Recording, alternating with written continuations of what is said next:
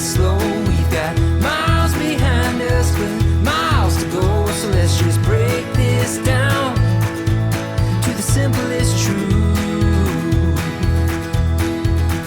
You and I as one will always be better than two. The leaves ain't waiting, their colors changing like the times. And I'm taking, darling, would you be mine? And I hope you know I will love you for the rest of my life. Well, this week episode, we're going to talk about the Big Cypress National Preserve. And it's going to be a lot of pictures, a few videos of nature. I'm also going to be showing you how I put my no-seam screens on our Z31. So anyways, thanks for watching. I know not all of our episodes are super fun, exciting, and all kinds of, you know, I don't know, things that go on. But we do these videos for entertainment. We do them so maybe some people can learn about how we did a few things, or you know, what not to do. We also did these videos so in the future we can go back and look at them and say and just enjoy what we put together, and enjoy where we've been and what we've done, and the people we met and stuff. So there you have it. Thanks for watching, and enjoy. We just arrived at a park up from our campground, from Lake Monument Campground, and we are at a park called Kirby's something park. But they have a boardwalk that's maybe a half a mile long. And every day at 2 o'clock, a ranger does a walk through here. So we're gonna go see what the ranger has to say. Let's check it out. We have 5 separate habitats here in Big Cypress, and they are all dictated by the elevation change.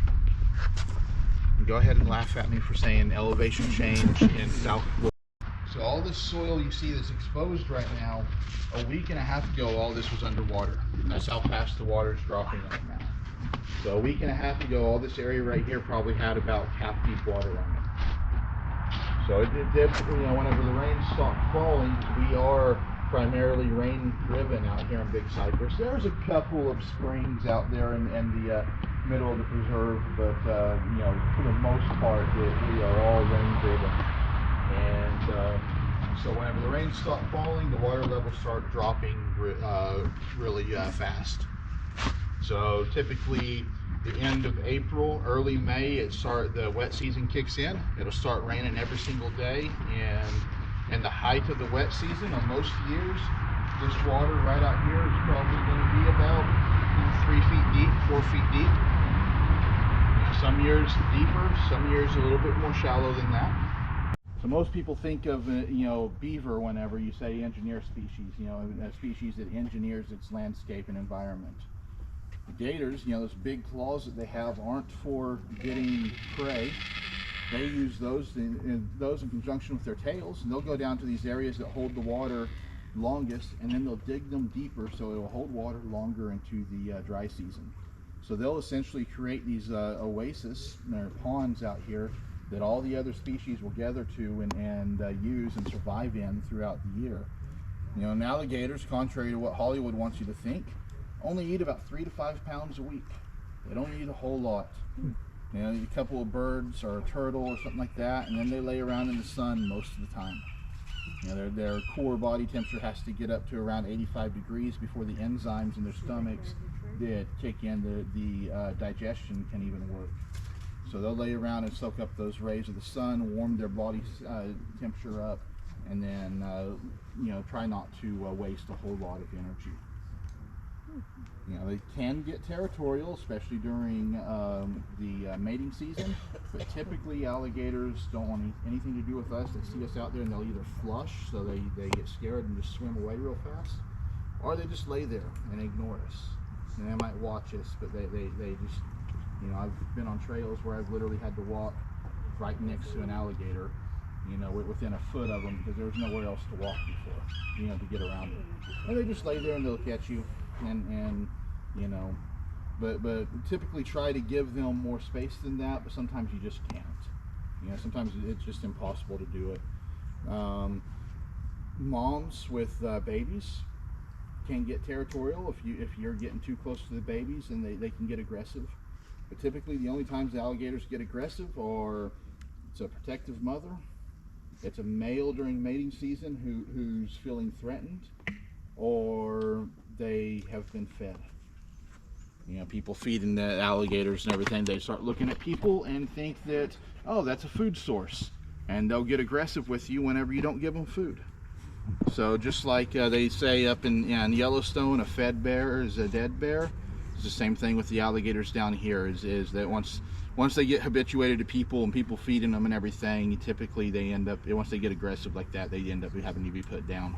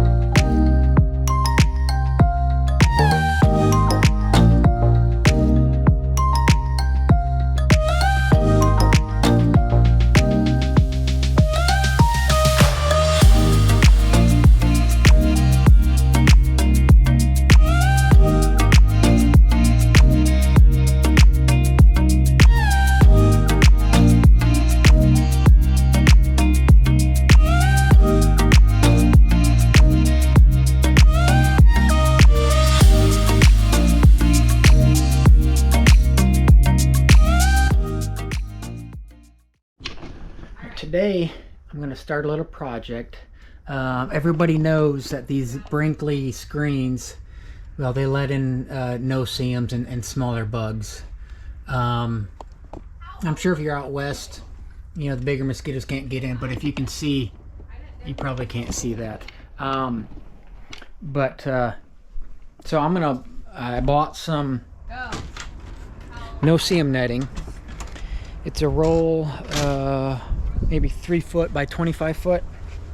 And I'm not going to do all my windows. I'm going to do maybe 4 or 5 windows. And what I'm going to do is take this window off. And if you can see in here, I'm going to put some Velcro on here, cut the no-see-um screen and put on the outside of here. So that way I shouldn't have to, you know, you can still use these screens if you want to, but you can have a no-see-um screen on the outside and take it off whenever you want. So I'm going to go ahead and cut a piece of that off, put some Velcro on it. Got some industrial strength Velcro, put that on there, and hopefully it will look nice and keep those no-see-ums out, because we do quite a bit of boondocking. About every other week we're at a site that doesn't have power or electric or hookup. So anyways, I'm going to give that a try and I'll let you know how it turned out. Alright, upon closer inspection of these, I was just gonna, of these windows, I was just gonna take this off and maybe take the window out and work on it that way. But these are riveted in here, right here. Those are rivets. Unless I drill those out, I'd have to reinstall some more like stainless steel hardware. And I don't think I want to do that. So I think what I'm going to do with the window all the way open, at least on this one, I can get on this back side here and I'll be able to put Velcro up around the corner on that and then just stretch the screen on that way. Because I don't feel like paying, I don't know what the cost from Brinkley, anywhere from $300 to $400 for a set of screens for 10 of them. And most of the time, if it's that hot out, if I have the max vent fans going, if I have 3 or 4 of these windows open, that should draw enough air into the camper and keep the bugs out. So I'm gonna go ahead and try that, get my no-seam net out, measure around here, cut it up, tape it, Velcro it I should say, and let's go from there, see how it looks. Okay, let's look at some of the supplies that I bought to do this project. I have this no-seam screen. You can see that there. And it's 36 inches by 25 feet. And there's a certain diameter of netting that it says on here somewhere that won't let the no-seams in. So anyways, this was probably like 50 bucks, be my guess. And this stuff's expensive. So, but there's 25 feet of it, and there's enough to do the whole camper. And you can see it's plenty wide enough even for the biggest windows. If I want to decide to do these, it'll fit. The Velcro I have I have 2 different kinds. I got the Extreme Outdoor. I should have done this someplace else. I got the Extreme Outdoor, and then I have the Industrial Strength Low Profile, 10 pounds. This stuff's about $19–20 a roll. There's 10 foot of it. I haven't decided, and it's about 1 inch wide. I haven't decided if I need, like on the outside, a whole inch of it, or if I can cut it, use like a 1/2 inch along the side, which is probably work just fine, to put around the outside of that, because otherwise 1 inch would probably go over it a little bit. So if I take this, cut it in half, maybe I'll get 20 feet out of it, and it should be plenty to do everything I need to. So let me go ahead and measure out the screen size, and then figure out how I want to stick that up there.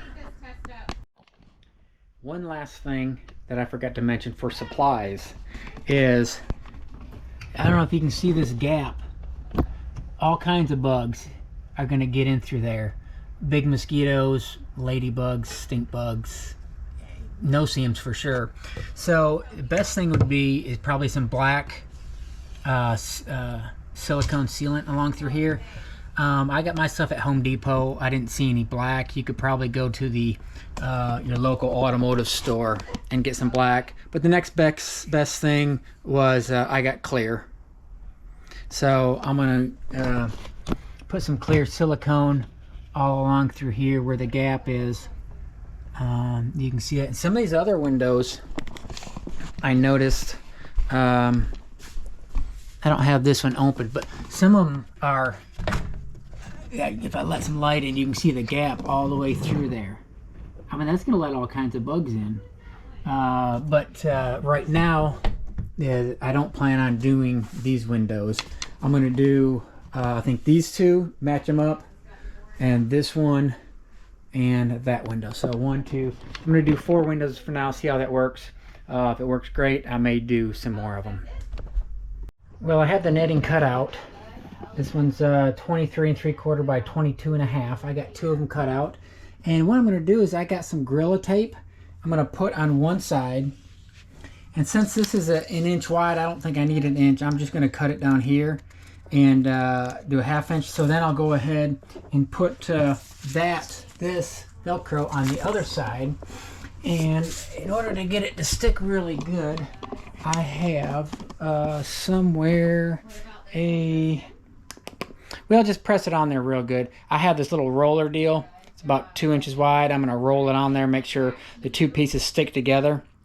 Basically, I got the tape on the other side to help the Velcro stick here to the screen better. Well, I have the first one about done. So I took that Velcro, I cut it in half. These 1-inch strips right here, I cut those in half. I have strips of black, well, it's Gorilla Tape. I cut it, and it's just to help the Velcro stick on, and it's going to be on this side right here to help give it a little bit of strength, and so it won't fray, and also to help the Velcro stick on better. So that tool I was talking about, so I'm going to peel this back, stick it on here, and then I have this tool.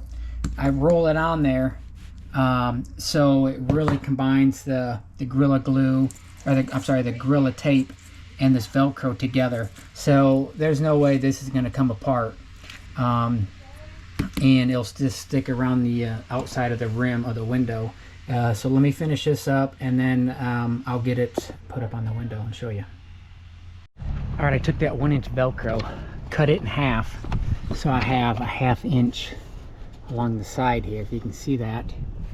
It goes all the way up, and now I just have to put the net on, and hopefully I can get it stretched out good, and so it's not all wavy, and make it look nice. Let me give it a shot here. I don't have anybody to hold the camera, so I'm just gonna do it and then come back and let you see what the end work. All right, got it in. What I did was I rolled up the screen and then just unrolled it as I went up, and it's pretty decent. It's pretty tight. So yeah, this roll actually had to look back at the receipt for this no-seam roll, and it was actually under $25, like 22 and some change. So between that and the Velcro, if I use 2 rolls of the Velcro at $20 roll, so it's, you know, $60 to $70 you can do this instead of $300 to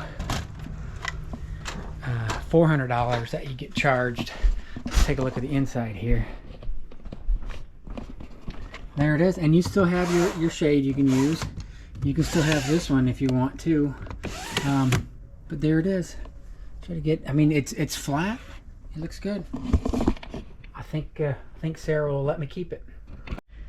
All right, can't see it. Here's the second screen I did. Pretty good. It's a tiny little wave right here. Didn't quite get it up straight, or stretch it out up near the top. It's really hard in the top since you don't take the window out. Let's go ahead and go outside and take a look, see what it looks like outside. You know, those are just Velcroed on, so if I need to stretch it out, I can just push it from the inside and stretch that screen out a little bit. So there it is. The window will close right up in here. It'll be fine, and it still looks good. Nice and tight. That's not going to be coming off, that's for sure. You can see I got just a little tiny wave right up there, and if I just pop that corner back out and just tighten it up some, that'll take care of that.